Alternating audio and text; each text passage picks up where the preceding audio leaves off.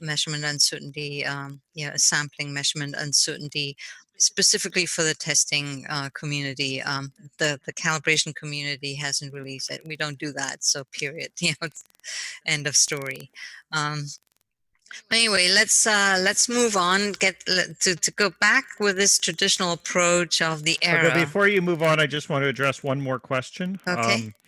Which is about testing laboratories and whether they have to calculate uncertainty each time for each time they do a test, or whether calculating it once is fine up front. So I'll have to go back to 763. It's not really clear, and most accreditation bodies, as a result, put out their own guidelines as to what they expect. So you don't get this huge variation, from assessor to assessor and from lab to lab.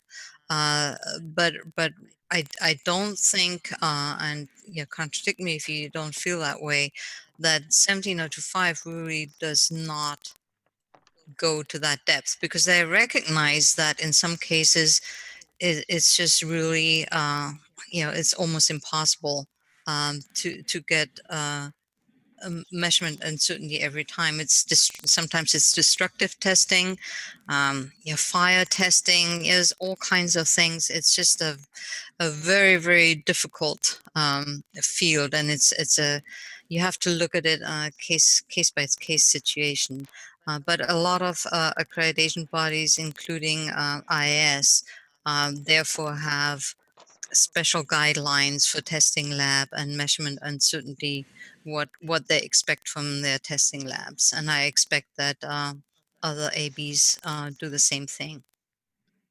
Well, it's important to note that some tests don't report measurement data. They report a condition or a pass or a fail. Did it do something? Did it break? Did the paint peel? Things like that. They still need to identify sources of uncertainty, but it's not a classic uncertainty budget that we would see in a calibration environment. Correct. So yes, and 7.6.3 is really the that clause that deals with it, and it does not, unlike for calibration, where it says very clearly shall compute measurement uncertainty, and it's expected that you do it every time, and ILAC P14 tells you the same thing for calibration laboratories. There is much more wiggle room for testing laboratories. That's about all I think that we kind of want to say about that right here. Anything else, or can I move on? You can move on. We're out of questions for now. Okay, good.